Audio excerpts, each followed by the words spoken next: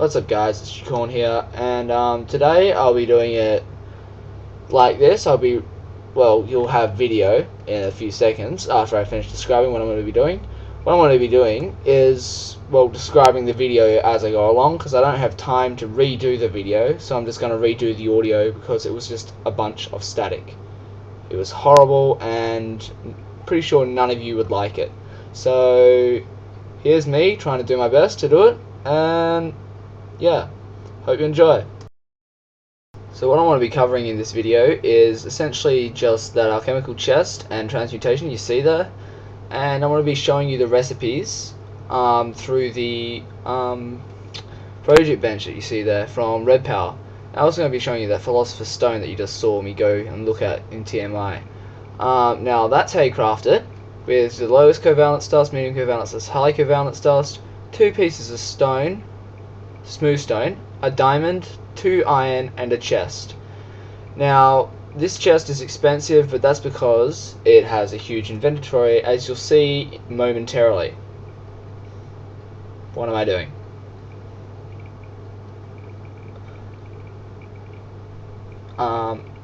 Yeah, I'll get to the chest in a second. What I'm basically doing there is just saying you'll need to go to the nether to get some glowstone, and you'll need an extra 4 bits of obsidian to make that transmutation table. But yeah, it's not important as of right now. But as you see, the chest is absolutely huge, and those other items you saw in my inventory can be put into the chest.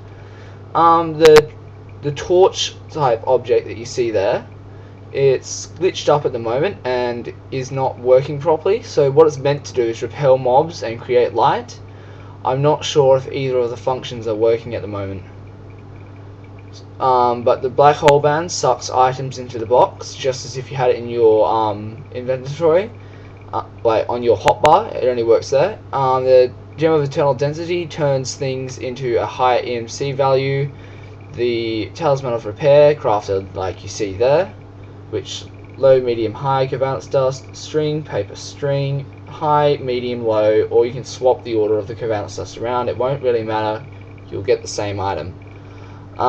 So just after I finish, okay, so if you put them in there, that talisman of repair will repair your diamond pickaxe or any other item that's damaged, even from other mods. So if I was to put a saw from Red Power in there, it would start repairing the saw. That torch that you just saw is glitched up, as I will probably show you in the video.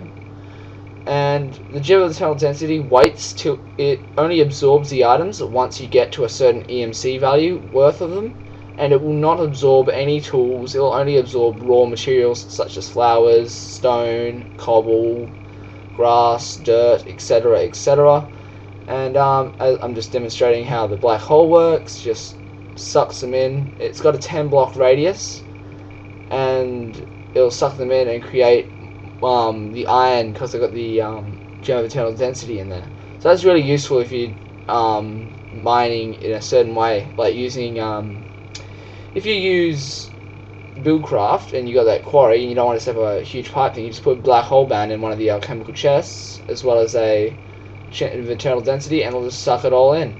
As I'm just demonstrating the glitchiness of the torch, it's not working, but what it's meant to do, as I said before, is produce light at the maximum light level on the thing. So yeah,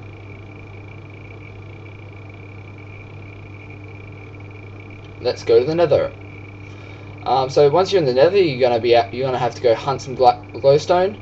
You only need 4 pieces to craft the philosopher's stone, which is what you need to craft the transmutation table. But I recommend getting at least 1 stack of glowstone. And I luckily spawned came to the hell right near some glowstone, so that was good for this video. I'm just gonna get some.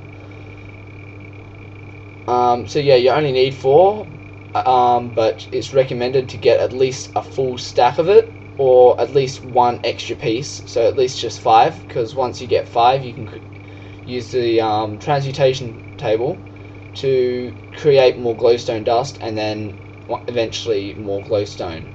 But you're going to need glowstone a lot, because you can turn it into the higher levels of fuel quite easily, and then you can just use your transmutation table once you get a clean star to just create as much fuel as you want whenever you want.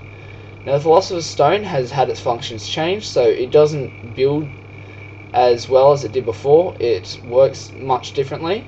To build, like I showed you in the previous video, in the previous equivalent exchange video before the update, you would just have to do what I'm doing now, and it would build. But now all it does is change the type. If you're in Hell, it will change between cobblestone and netherrack. But if you shift click, it will change. In the real world, it will change cobblestone into stone, or cobble into, I think it was, no, I think, yeah, it's cobble into netherrack, and then if shift click is cobble into stone, but it won't work in the nether. And doing it over really large areas will eventually incur a cooldown time on the Philosopher's Stone. It really didn't demonstrate in this video because I didn't use it enough, but yeah, it's a really handy piece of equipment if you want to turn a large area of desert into stone. And another function is, if you press R, you'll shoot that little bowl you just saw me shooting, and it will change a mob of a certain type. So hostile, it'll turn another hostile mob into hostile, peaceful mob into peaceful, or neutral into neutral. But any mobs, it'll just turn to a sheep or a slime completely at random, so it won't work for any modded mobs. It may change in the future, but at the moment it won't work. What I'm about to show you is pressing C on a Philosopher's Stone will bring up a portable crafting bench, which is really handy because then you can just go around transforming your charcoal into coal. But vanilla Minecraft has screwed up how the Philosopher's Stone works, causing it to pop out after every single crafting, which is really annoying, as I'm sure will, for me, but I'm sure it'll be even more annoying for you guys. Now you can just turn 4 of the lower type of fuel into the next level up, and the highest level being what I'm about to show you, the Alchemical fuel. That's what I'm going to call it. I can't pronounce that quite right. If you guys can, good on ya. I cannot. But this is the most powerful fuel in the game. It's worth as much as a diamond, but in fuel. So yeah, there is a limit with the transmutation table. That's where I told you you'd need the for obsidian. You also need for smooth stone. But these things are limited, so if you go between a dimension, it will erase everything in a transmutation table. Absolutely everything will be lost from it, so make sure you use up all your EMC or take everything out of it before you transfer to another dimension. So if you go from Hell to the real world, or real world to Hell, I'll demonstrate this later on in the video, but for now, just take my word for it. When you first get your transmutation table, you won't be able to do anything with it, really. All you have to do is put something into it, and you will learn how to make that. So this stops you from just getting the highest level items really in the game without doing all the main crafting recipes at least once. You can also dump everything straight into that little flame slot down the bottom, and it'll just turn it straight into EMC. No problems there. However, what that does is it locks old transmutation tables globally into that type. So if you use fuel, it won't work for fuel. It will only transmutate fuel into fuel. So if you put a normal block in there, it will learn the block, but you will not gain any EMC from having the block in that slot. So now I take everything out, I can make matter, which is everything else but fuel. So I've got cobblestone, grass, stone, and I'll put a piece of wood in there just to show you that it works. You also learn dirt, which is kind of pointless. You can learn wood. Each one is worth only 1, except for the wood block, which is worth 8. So 4. Wood block is worth 4.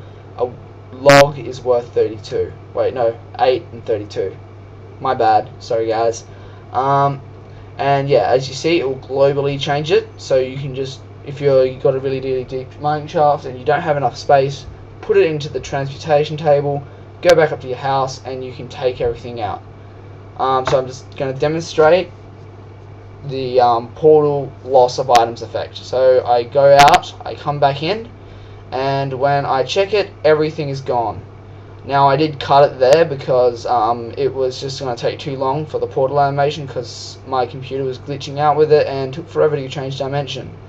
But yes, that's how these things work, guys. I'm probably not going to do much else in this video other than go back to the real world and watch pigs just jump off cliffs. So thanks for watching, guys. I'll see you later.